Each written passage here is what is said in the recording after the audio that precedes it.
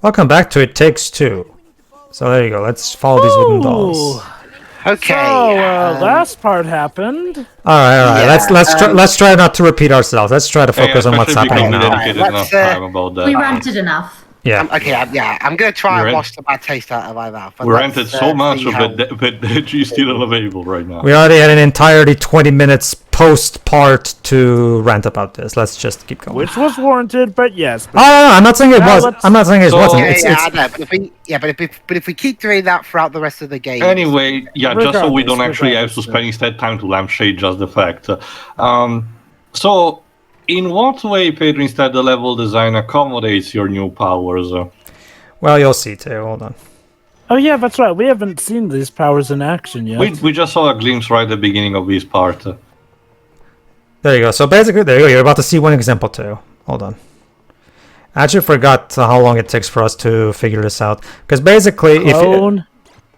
yeah, we need a clone. But that's the thing. The clone itself can't hold the lever. So of course, it actually is something else. It's not like it's interesting because God of War Ascension has a mechanic where it's the exact opposite. You're supposed to hold a lever, spawn your clone there to keep the lever on, and have the main Kratos to actually activate something else. Basically, we're trying to figure out what we're basically. Maybe use the time thing so that it slows down the closing. No, it's actually much simpler than that, Joe. But basically, I have to put the clone. We have yet to figure this out on screen, as you can see. But we have to put the clone right here. There you go. And as soon as the door opens, fortunately, there will be enough time before the door closes. I think it's now that. There you go. That's what we're supposed to do. That's what we're supposed to do. Oh, So hello, Mr. Hummingbird. You're looking creepy. So basically, you can always warp to wherever the clone is placed. Exactly. That's what the clone thing is. As for there you go. See, we can reverse time with Cody's clock. More specifically, like Dr. Hakim mentioned, and we also see a situation, it's more like you're restoring an object to its original state. Again, that's the true strength of this game, the never-ending creativity. Well, again. Actually, you know what? Maybe this game is akin to a thing I've recently coined as Arkham City Syndrome. Amazing game, but in some cases, kind of crap story reasons for a game to be happening. Definitely. Okay. I will say that. That's not to say Arkham City has a bad story overall, but I would argue Arkham City's story is arguably one of the weaker things. It still has a lot of great moments, I thought it was Arkham Knight the one that had the problems. Oh, no. Okay, look. Arkham City is probably still the best Arkham game of the bunch here. But its story is by no means the strongest for several reasons. So I'm guessing you prefer Asylum's story?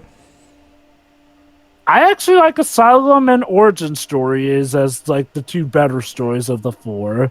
That said, I will still say this. I feel like Arkham City still has a better story than Arkham Knight. I also wanted to like Origins, but a couple of its plot points of it are just made for classic it has the classic syndrome of prequel plot points that you have to respect because things will happen a certain way in future titles, so you have to, put the actual checkpoints in those places. Because of that, the story of Origins gets, held back a bit. But I still actually kind of like it. The highlight, of course, being, me, the boss fight against Deathstroke. It's yeah. I forgot. Did Paul Dini also write for City, or was it just Asylum? Yes, Paul Dini worked for both Asylum and City. I forgot if it was Origin, but he didn't for Night. No. Was that because he left for Marvel? I don't remember. Because remember, Paul Dini was such a great get for them back in 2008. For that. Keep in mind. I'll just say this though. It was weird how he suddenly seemed to fall off the wagon when he went to work for Marvel. Because man is writing for Marvel. Yeah, I was about to mention. Keep in mind that that doesn't make Paul Dini a flawless writer. He has done in the past, even back at DC, he has done stuff that is questionable. Like Countdown to Final Crisis, for example. He was one of the main people involved. To be fair about Countdown to Final Crisis, that thing is a whole litany of executive... Then again, what's the sad part, by the way? Sorry? You know what's the sad part about this particular stage? What? This one stage has better time manipulation puzzles in the entirety of Quantum Break. I knew you were going to say I was that. actually about to notice that too. How sad is that? Yeah, I can see what I forgot. Remind me again, Pedro. The head studio of Remedy, the guy who also Sam Lake. Sam Lake, that gives also the face to Max Payne, that yells at Phil Spencer, pointing his game. He's like, Joseph Ferris built this in a cave with scraps. I mean, look. We've gone over the many problems with Quantum Break, and granted, some of those were executive meddling problems, but if I recall correctly, the main game itself was not tampered with by the Again, higher-ups, Jova, it got to the point that I was really confused if the game actually had or not an actual melee, option. CQC combat thing. Shoot, come to think of it, is that like one of our commentaries old enough to warrant a potential redo? Okay, if you do, I don't particularly care about it because, look, I don't think the game is completely unsamageable, but I have to admit it's very boring on the long run. It is. It's a crying shame because it's a story about superhero and time manipulation, and it shouldn't be this boring. Man, hey Dwibs, it sure is a shame that Bobby went on to do way lesser things after being an X-Men. Yeah, it's quite. And that Mary did very, got killed unceremoniously after he was separated from Pippin. Guess the cold did bother him afterward. All right, so there you go. So the idea, the gimmick of this stage is that we have to get these wooden dolls representing Cody and May through the tracks all the way to the end of the stage. So we have to solve various puzzles that sometimes there will be a door, so we have to figure out how to open that door. Sometimes there will be other things blocking them. So it's all about trying to find a way to. So most of this stage is revolving around puzzle solving rather than like platforming. Dr. Hakim mentioned, it's because the tracks are now parallel. Yep. And on parallel, so we need to find a way for these two lovebirds to meet. Exactly. Let me see. Potentially get smashed. Yeah. Well, this is like the inside of a cuckoo clock, so I guess this is one of those. I forgot the specific name. One of those weights that have to balance out the mechanism. Seriously, though, that It smashed that owl statue to pieces. That actually reminds me of the impact that you just saw, however, threw Vanessa to the other side, so now she can try to do something. That actually reminds me of something that I actually didn't point out in our Watchmen commentary. The fact that one thing that Zack Snyder somehow did that was completely different in the original comic book was the sequence where Dr. Manhattan is reminiscing his life as a moment where he sees in a movie his father actually helping him out, actually building a clock, pocket watch, the mechanism and all. But in the comic, it's kind of the opposite. The father is pissed off at the advancement of technology, and he literally quits his job and he's disgusted by it and throws away the clock while, the younger version of Dr. Manhattan wants to keep it. So Zack kind of deliberately made a complete change on that front. It's weird. Speaking of which, I've heard interesting things about the new Watchmen show. I still haven't watched it, and I'm not really much interested about it. I'm actually sorry, go on, Dubes. I've heard it's good. Apparently, according to John Oliver, it was the first exposure to many people of the Tulsa massacre, and it's like, wow, really? Well, that's the thing, though. Apparently, Watchmen got flack for being political. No, we already mentioned this in the commentary, Dweebs. Let's just save it for that. Anyway, so we have to get. What are we supposed to do here? Exactly. Basically, there's those three birds are having their beaks on that handle or whatever it is. So we have to find a way to. There you go. Don't tell me the boss officer is going to be an owl. And we're just two people. Where's Susie when you need her for the third plate, Shirai? Trying to walk on some spikes, I think. Okay. I think they're referencing Troll in Central Park. No, look! Deltarune. We find ourselves a little town. Inside the cuckoo clock. Man, Cody and his wife really have to check their houses because they're chock full of pests. Let me guess, they're mice. It's made of mice, isn't it? No, it's a cuckoo clock, so it's probably automaton soldiers. Why is Big Ben in here? Or at least what looked like Big Ben. It's inspired by ye old Joseph, England, most likely. Joseph, buddy, do you think England doesn't exist and it's inside a machine or something? Don't you Well, that's see, a fin tail. England is actually, I'm joking, buddy. Well, that's a fin don't you see, tail. England is just. Oh, here. England is- Hold on, this is important.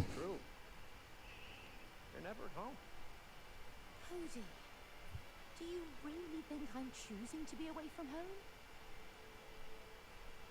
I don't know. That's just what it's been like for a long time. Well, it's not my choice. What do you mean? If I lost my job, we'd lose everything. Okay. But when you're never around, you lose us. That's true. That is true, but I'm still kind of signing with her, especially because Same. so many properties in the 90s, like We're Back, Dinosaurs in Well, New that's the York, whole, well, yeah, trying to that's build the whole this idea. thing about the child abandonment, that all the parents are never around to be with playing her. Even Fantasia 2000 kind of had like that. When, you know, usually, mind you, it's not a complete 100% case, I know that. But, you know, parents who tend to be away too much, even if it actually is too much, is because they're actually trying to build more of a future with their children. That being said, Cody does have a point, but it is something that the couple should have discussed earlier, especially before having a child. Well, Again, that's the whole idea. That's the whole idea, Terry, is that they clearly should have had this, and that's one of the big reasons why I actually do, at the very least, enjoy the second half better, because the second half is mostly comprised of conversations like those where they actually talk more properly. Go on. If I may, though, I do feel like Teal has a bit of a point here. I think we need sure. more clarification on this matter because, look, if you think about this logistically, technically, what's the wife's name? May. Technically, May would win this argument because, like, if she has no choice and that job is what she can get, then of course she wouldn't have time for it. I feel like unless she actually is choosing to spend as much time there, it's kind of a one-sided thing. Like, Cody would lose that argument because it's the only way unless he also gets a job. She's the sole breadwinner in the house. Sure. I get the feeling what he's going for is that Cody is that he's a child in a man's body, and it's like he's very like he doesn't think nearly as much about things from an adult perspective as May does. You know, it's the whole idea. I think that's what they're trying to go for him. But like he said, even if it's little, he does kind of still have a point. Oh sure, I'm not negating that. No, that's what I was actually getting at. Again, the idea would be for the couple to actually discuss about this thing. But again, the question that I'm asking the most is the fact that this couple apparently has all of these issues and never discussed about the idea of having a child or not. They just went through it, which, to be fair, it's arguable that it's something a lot of couples do. They just think that, oh yeah, we're having a ring in our head, let's pop a few kids and then be the consequences. And look how that turns out. It can also be a different option too. For all we know, actually no, I'll let Jova go first. Go on. Again, I think it just harkens back to my thing that, like, well, I feel like this story doesn't feel as clever as it thinks it is in the writing department, based off of, again, the bout of divorce here, which is, again, weird. Joseph Fares has tended to adult subjects, so it just feels weird. Like, well, I hate to say it, it does feel like occasionally it looks at it with a little too much of a bright-eyed, simplistic view of divorce. You're like, oh, you're never here. Well, I can't always be there. I'm like, that feels like kind of an obvious thing. And yes, I get it. Maybe Cody's a child at heart, but I feel like even he would recognize the necessity of bills to pay. Like, look at something like Mrs. Doubtfire here and there, which I feel handled the concept of divorce much better here. Like, Robin Williams' character does actually acknowledge eventually that, yes, the mother could not always be there, and he should not try and make her the bad guy when she issues for the divorce and whatnot because of reasons here and there. Whereas this movie... let me finish and I'll give it off to you. Whereas this movie, this game, I feel like it looks at it with a little too much of a bright-eyed view of things and like, well, I get it if this was supposed to be for kids, but I get the feeling that this was made mainly for adults in mind, given all the swearing and, well, it may not be gore, but we have absolutely massacred some characters. We've had at this point. mutilation. Like, There's also sorry, uh, first waves. I'll mention later. Okay, well, first off, Gemma, that's why I stopped so you can finish. And Yes. and second, I think that's why I was so angry in the last part. Like, I mean, it's one thing for something in a story to not be executed well, but it's another thing when it's not executed well and it pretends that it is. Oops, sci-fi collection lost. Oh. Well, do you know any story that is self-aware of its bad execution? Well, sometimes. Like one?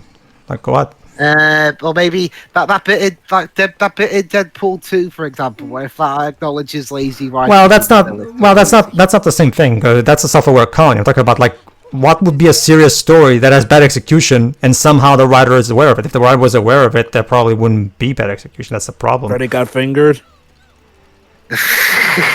God damn it. It technically fits. Well, it is a comedy, It's the kind of- Wardrobe. That's what Pedro Yeah, was but it also tries to have some, I won't say deep moments, but more dramatic ones. Not even Well, in a that's a- satirical way. No. Okay, here's the thing. The movie is well aware it's bad. It even pretty much has an audience surrogate character to point out how stupid every... There's literally at the end someone with a billboard, bummer. somebody with a board saying, "When is this movie gonna fucking end?" Yeah. So yeah, it's a point that that movie was made to troll people. Also, And Hang on. I think that was why I was angry there too. My feelings were basically, Tom, you don't get to pull off a joke like that when you spent the last 90 minutes putting me through the film equivalent of purgatory.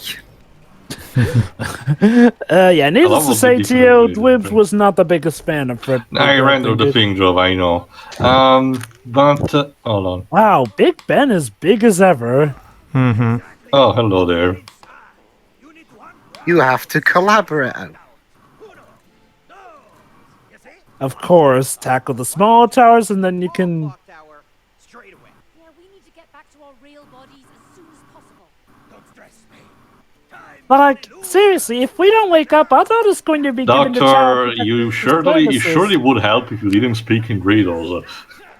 But don't you see, Teo? That's kind of the point. Of Ergo course, vis-a-vis no. It's like that Zordon replacement. It's just- Power Teo, Rangers Teo, Turbo. Teo. It's like Mushu Faza said in Kung Pao. Of course you don't get it, Teo. I'm speaking in riddles. That's kind of the point. Like a clue that will make you go, "Oh, so that's what he meant." It's like that Zordon replacement in Power Rangers Turbo. You know, the one that answers questions in riddles and just makes even more questions for the Rangers. Also, Yeah, she was kind of I would be more okay with that if it wasn't for the fact that the person that's the character that he's talking to, it's supposed to be an actual psychologist. Yep. You You know, know, who should sometimes it's definitely better not to speak in like- riddles. Like if a real psychologist did that with me, I'd I want my fire him and money get back. another one. Okay. Has there ever been a story where somebody constantly speaks in riddles, but it just ends up screwing things over and they acknowledge, hey, maybe I shouldn't have spoken in riddles because, I know it makes me sound smart, but it could do us all. I in the do long believe run." there might be an example, but I can't think of anything in mind. I can tell you instead, Jova, a story where a character just speaks in riddle the entire time, even when they get called out for that. But it turns out to be where, just okay speaking riddle, and it will be, well, Alice in Wonderland. Could you give me a time, Well- please? For cat. Go to 1930. Thank At you. least in the case of Alice in Wonderland, though, the characters kind of are in on Done. it, but it's not like, they're like, oh, that screwed up things for us. Almost there. Wrong tower. Whoops. Alright. 3, And... 2, 1, go. mhm. Arigato. It's I actually really like this section. Like I said before, we've already all agreed that the story doesn't work. Don't get me wrong. I'm not trying to deny that. I was It's about just instead to mention something that Jovan was also attached to. Sorry, not attached to, but did mention before. But the fact that the angle that needed to be taken from the previous part. I get what you mean, Jova, when it's regard to the actual acting itself of of the execution that they did with the animal. But much like Shira, I do believe the more focus on that would have been what they did to their daughter, and the fact that the elephant is still technically an animate object. So your whole thing about even if it gets repaired at the end, it's a corpse is like. I do believe that's a bit exaggerating at that point. I mean, okay, in the context of it, since they are acknowledging everything here as a living being. And yeah, hold anyway, on. Pedro. Go on. So yeah, this puzzle. Let's check it What out. you're supposed to do. Okay, Wind back time and boop, the bridge gets restored. True, but but those particular symbols need to mean something. And there you go. There's the door. So let's see. Shit. Question, Rose? Pedro. Yes, Jova. Is the time mechanic proximity alerted, like, say, does it depend on how close you are to a certain object if No. it will Well, rewind time? Or kind of. You might have noticed right there the icon there. Like whenever you're near something that that can be manipulated, the icon shows up, and there's a little circular bar that you have to fill. And when you're ready, as you see there, the clock starts dangling. So the game will tell you actually subtly via that meter how close you need to be even. So it's not like you have to guess how close you have to be. No, the game will flat out tell you if you're close enough or not. Also, as you can see, Jova, as long as Cody, is actively using the power, it's like he's holding the object, so you can actually be safe on that. But the moment it drops, there's a timer that depends on the object itself in how much until the object gets crumbled again. This is a game that's definitely much better played than it is watched. Mm-hmm. Too many clocks. Oh, clock done. Oh, I wonder if this is a solution to a puzzle. So let's see. 9. 9, 5, 7, 4. 2. I wonder if this is telling us what the order reverse is. Reverse that, and you got the answer to whatever riddle is. Okay, so let's see that one. Next. Is this someone's date of birth? This is really could cool. Be a cute Easter egg on that front. I actually really like this one where. Hang on, let me figure it out. 12. 4. No, there aren't 40 odd days in the month. That doesn't work. Never mind. I actually really like this idea where one player is checking what the solution is while telling the other. Remember, it's not like you can just rely on the other player's screen. Remember, like you can't have all the clocks on the screen all at once. So the other player, the player playing May has to circle the camera around.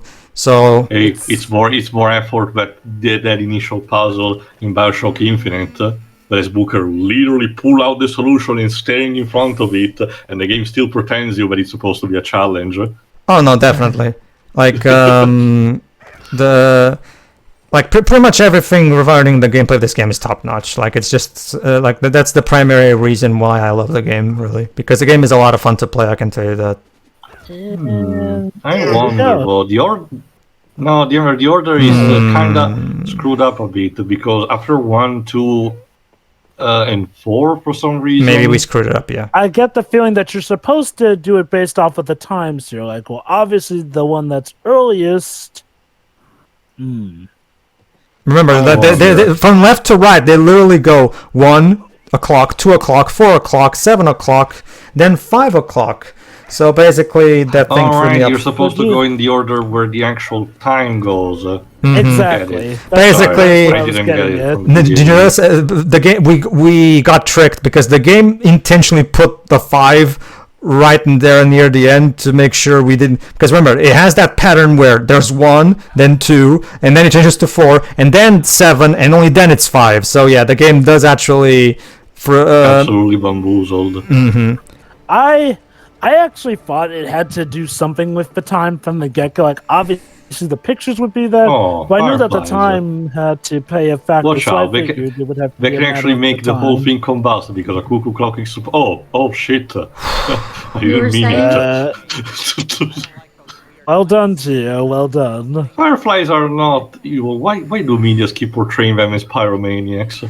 Well, if you well remembered to in Grave of the Fireflies, Takahata did portray them as a good thing. There's Pedro, that. I was kind of focused on more like contemplating the meaning of my life with that movie than to notice the actual Fireflies. Well, yeah, but remember, Teo, the Fireflies are treated as a good thing in that movie. Yeah, that is true. But that movie is also something to sit through, and I'm not doing it. So What movie? Sorry. Grave of the Fireflies. It's please. Takahata. It's Takahata's greatest masterpiece. That being said, the definitive anti-war movie. When you're really, really in a good mood. Basically, okay. really drunk. Well, okay. Allow me. Because remember, Takahata's my favorite animation director. You have to understand that Takahata is a World War II survivor. He was in Japan when the bombs were dropped in Japan. So you have to understand that probably colored his...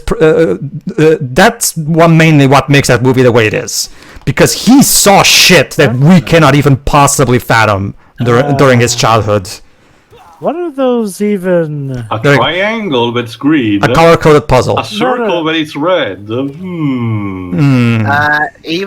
Okay. Even if it's part of the game, or Joseph Farris really loves those green triangle chocolates you get in quality. I actually was thinking about the PlayStation controller. But Look that's at the that. thing, though. The A square pink is square. blue. Actually, it was more pink.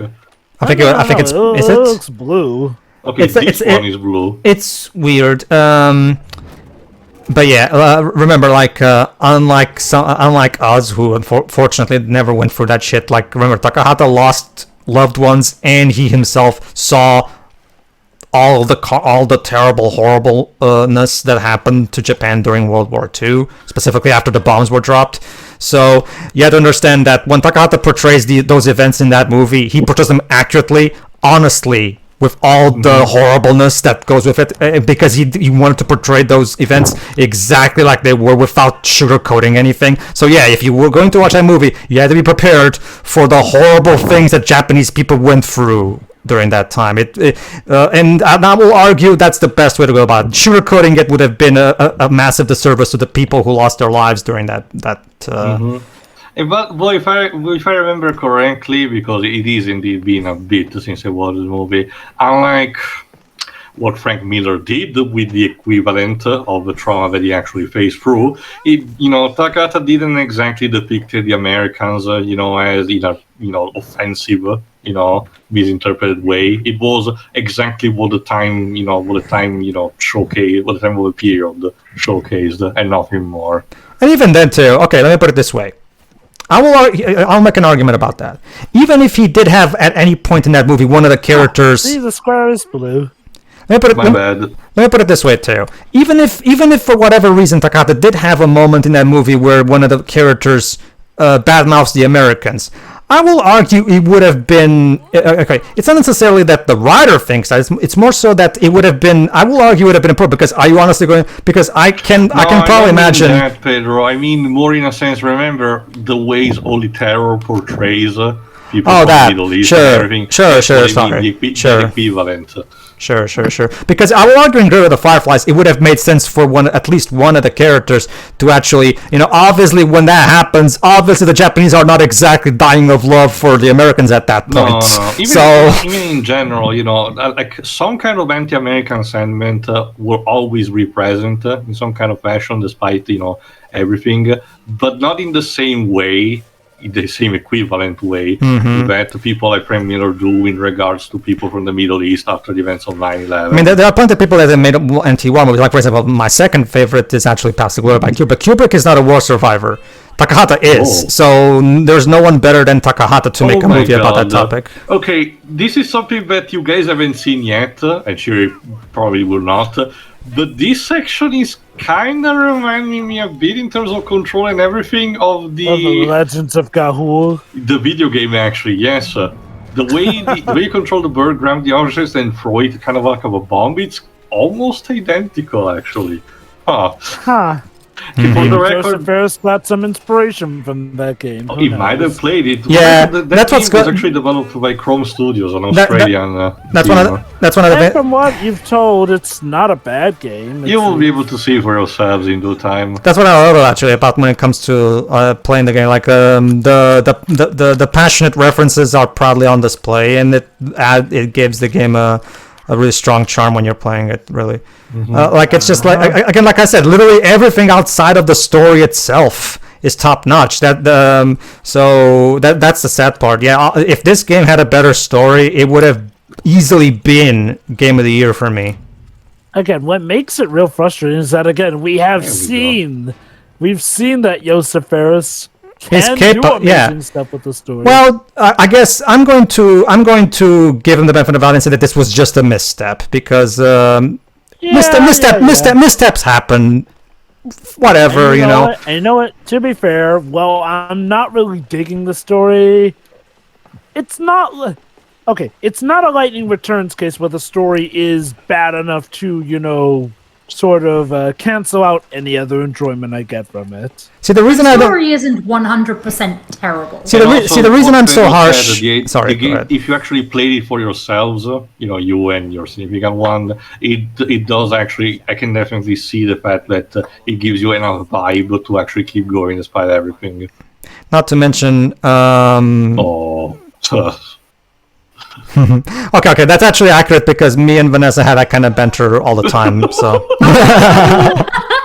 Well, that was a way. That was a. and Cody and May died, and that was It Takes Two. All right, but let's start with our final thoughts. There you go, Dibs. There you go, Dibs. Your wishes came true. Die by the wrath of God. You know what happens to the young couple that do not respect each other and the people around them? You get what you fucking deserve. There you go. You asked for this. I when I was editing, I was all like, okay, this is totally going to be great to end the part here. So there you go. Yeah. Of course. All right, but let me just finish my point. No. I'm actually going to stand for that scene that we just went out because me and Vanessa banter like that all the time. So that's accurate. I will defend there. That's like an edit that's like those edits I did when I was doing Uncharted 4. Yeah. No. Let me just explain something about Lightning Returns. Like to answer what Jeff said. Here's the thing. The reason I'm so harsh and angry at Lightning Returns is because with Lightning Returns, there's not even an attempt to entertain the player. It's just ego stroking. That's what pisses me off. Whereas this story, yes, it's terrible, but at the very least, there was an actual attempt to entertain me. So. Okay, you failed, but at the very least, I appreciate the attempt at least.